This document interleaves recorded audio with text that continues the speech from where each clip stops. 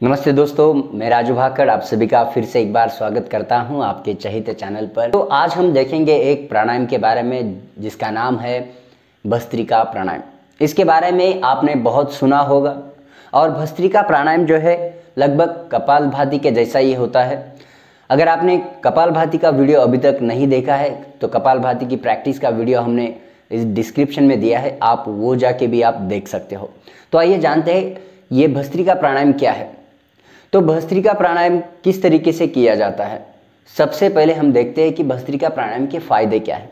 ठीक है, तो भस्त्रिका प्राणायाम करने से क्या होता है कि हमारे जो एब्डोमिनल मूवमेंट जो होती है फॉरवर्ड एंड बैकवर्ड होती है। तो इसके कारण क्या होता है कि आपके एब्डोमिनल मसल्स का जो है इंटरनल मसल्स को एब्डोमेन के मसाज मिलती है और मसाज मिलने के कारण क्या होता है वो अच्छे से काम करने लगते हैं और अच्छे से काम करने लगने से क्या होता है कि आपका जो मेटाबॉलिक रेट जो है बढ़ जाता है, यानी आपका चयापचय यानी डाइजेशन का प्रोसेस जो है अच्छा हो जाता है। और इस तरीके से अगर आपका डाइजेशन अच्छा हो जाए तो आपका जो फैट लॉस का जो गोल है वो आप अचीव कर सकते हो। दूसरा, अगर इसका फायदा देखा जाए, इसमें जो है हमारे एब्डोमिनल की मूवमेंट, ये कहूँगा कि एब्डोमिनल की मूवमेंट प्लस हमारा इनहेलेशन एंड एक्सहेलेशन जो है इसमें एक्टिव रहता है इस प्राणायाम में।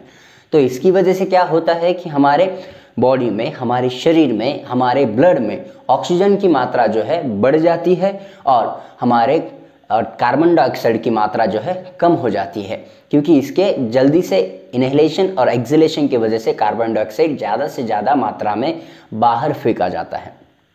अगर दूसरा फायदा देखा जाए कि ये बॉडी में हीट पैदा करता है।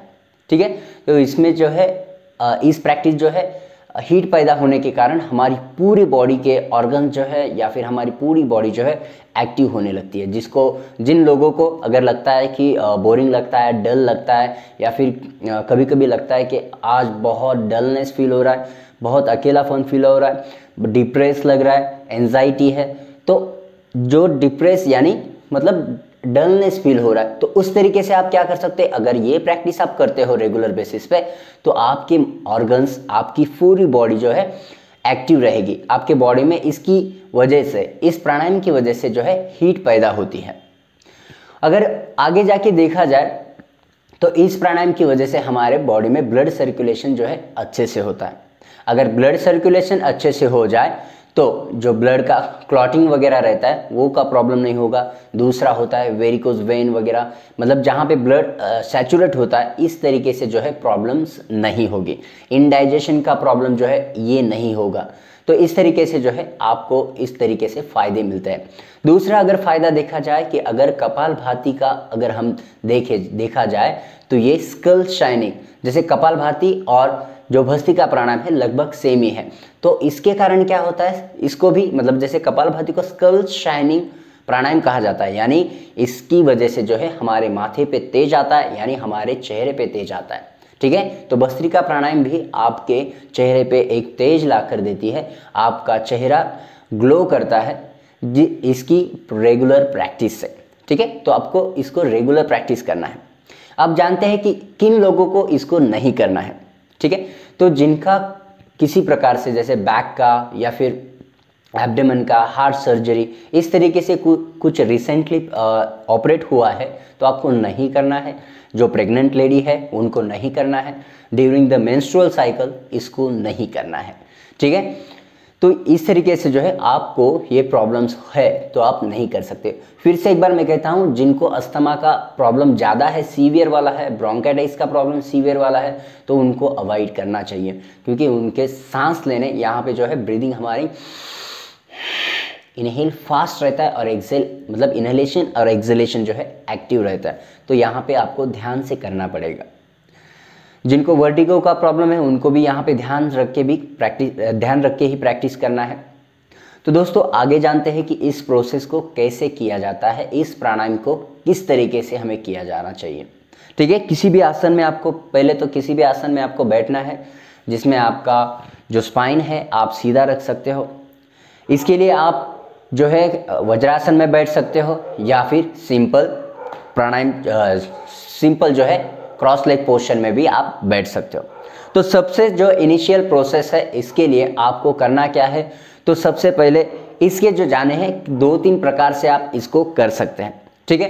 तो पहला प्रकार होता है कि आपको हथेलियों को जो है इस तरीके से चीन मुद्रा में रख के इस प्रकार से रखिए और इनहेलेशन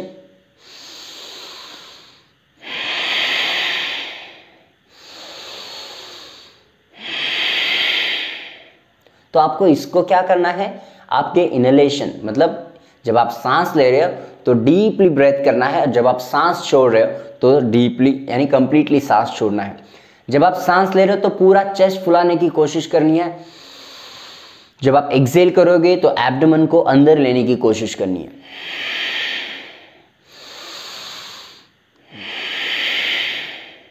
तो इस प्रकार से जो है ये पहला टेक्निक है, ये पहली प्रक्रिया है, प्रैक्टिस है।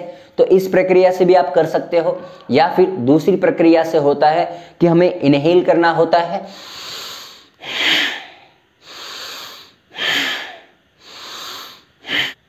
तो इस प्रकार से जो है आप कर सकते हैं। अब तीसरी टेक्निक की अगर बात करें तो जिसमें हमें क्या करना है, सिंपली हाथों को जो है हमें इस तरीके से रखना है। जब हम सांस लेंगे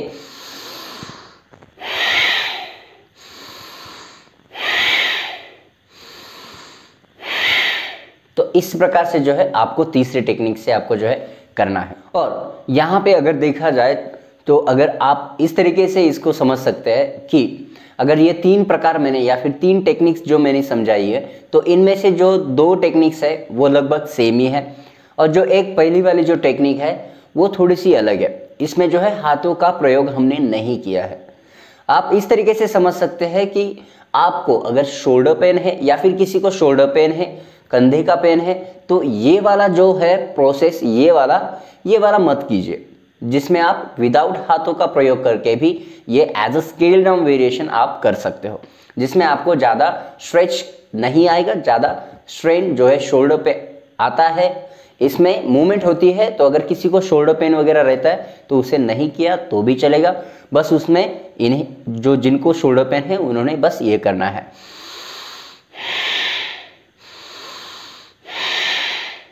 तो इस तरीके से भी आपने प्रैक्टिस किया तो भी चलेगा, ठीक है। आगे बढ़ते हैं। इसमें अगर आप इस प्रकार से प्रैक्टिस करते आ रहे हो, लेकिन इसमें भी आप 3 प्रकार से जो है इसे डिवाइड कर सकते हो, ठीक है। जो बिगिनर्स के लिए, इंटरमीडिएट एंड एडवांस लेवल, ठीक है। तो बिगिनर्स के लिए जो है आप जो है मूवमेंट जो है इस तरीके वाली ये वाली मूवमेंट जो है या फिर ब्रेथ वाली जो मूवमेंट है स्लो रखिए। जिसमें इंटरमीडिएट है, इंटरमीडिएट वाले लोग जो है उसको थोड़ा सा फास्ट कर लीजिए, और आगे जाके जो है जो लास्ट वाला जो है एडवांस वाला उसमें थोड़ा सा आप तीव्र गति से इसको प्रैक्टिस कर सकते हैं, इसका अभ्यास कर सकते हैं, ठीक है। फिर से एक बार दिखा देता हूं मैं। अगर इस तरीके से हम अगर प्रैक्टिस करते हैं बिगिनर्स के लिए, तो ये जो है स्लो प्रोसेस हो रही है। तो इसमें जो है आप आंखें बंद भी कर सकते हैं और शुरुआती दिनों में जो है आंखें खुली भी रख सकते हैं, इसमें कोई दिक्कत नहीं। लेकिन आंखें अगर आप बंद करोगे तो ज़्यादा से ज़्यादा जो ध्यान है आपका आपके ब्रेथ पे रहेगा। कंसंट्रेशन के साथ जो है आप इसकी प्रैक्टिस करोगे तो और इसका लाभ होगा, ठीक है। तो आपको कोशिश करनी है कि आपकी आंखें बंद रहे।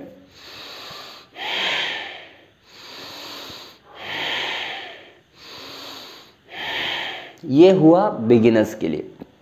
आगे जाके थोड़ा सा इसकी स्पीड बढ़ानी।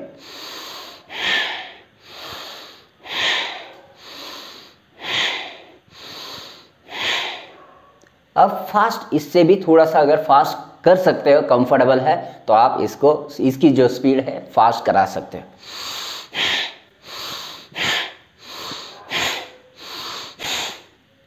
ठीक है। अगर यहाँ पे अगर आपको फास्ट प्रोसेस जो है शोल्डर के कारण नहीं हो रहा है तो आप पहले वाला जो वेरिएशन था, हमने जो स्केल डाउन वाला बोला था,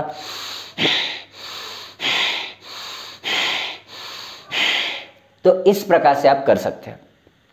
यहाँ पे अगर आप बात करते हैं ब्रेथ की, तो आपको कोशिश करनी है कि अगर आप 3 सेकंड के लिए या फिर 4 सेकंड के लिए इनहेल के लिए टाइम लगाते हो तो एक्सेलेशन के लिए जो है आपको उतना ही समय लगाना है। जैसे अगर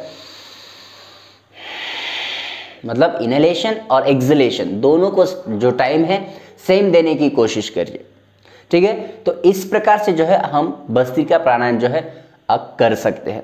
लेकिन शुरुआती दिनों में जो है आप थोड़ा समय देके या फिर आराम से जाके जो बिगिनर्स वाला वेरिएशन है वो कीजिए, धीरे धीरे से प्रैक्टिस बढ़ा लीजिए और कोशिश करिए कि रेगुलर हो जाए।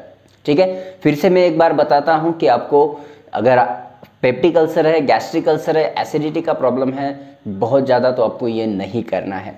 जो प्रेग्नेंट्स वुमन है उनको भी ये अवॉइड करना है during the menstrual cycle, just avoid. ठीक है, तो इसके बदले आप जो है डीप ब्रीदिंग भी कर सकते हो। तो दोस्तों इस प्रकार से जो है हमने भस्त्रिका प्राणायाम के जो है फ़ायदे देखे, इसका प्रयोग या फिर इसका प्रैक्टिस जो है किन्हें नहीं करना चाहिए वो देखा, और किस प्रकार से हमें प्रैक्टिस करना चाहिए वो देखा। जो पहले बिगिनर्स, इंटरमीडिएट और एडवांस लेवल, इसमें जो है आप स्पीड को फास्ट कम कर सकते हो। दूसरा आता है हम कितने साइकिल्स या फिर स्ट्रोक्स करते हैं, ये हुआ एक साइकिल या फिर एक राउंड हुआ, तो इस प्रकार से आप कितने राउंड कर सकते हो। बिगिनर्स के लिए थोड़ा कम ही रखिए, 10 तक रखिए, देन उसके बाद 15, इंटरमीडिएट के लिए 15 to 20 रखिए, देन 30 से आगे आप कर सकते हो एडवांस के लिए। तो इस प्रकार से जो है आप डिवाइड कर सकते हो धीरे धीरे। जब आपकी लंग्स की कैपेसिटी बढ़ जाती है तो आपको धीरे धीरे से जो है ये प्रैक्टिस करना है। तो दोस्तों इसी के साथ फिर मिलेंगे दूसरे वीडियो में, तब तक के लिए धन्यवाद। और ये वीडियो आपको कैसी लगी ज़रूर बताइएगा, और आपने अभी तक कपालभाति का वीडियो नहीं देखा है तो ज़रूर देखिए, डिस्क्रिप्शन में लिंक है, और आप जो है प्राणायाम सीख लीजिए और रेगुलर बेसिस पे आप प्राणायाम कर लीजिए। धन्यवाद।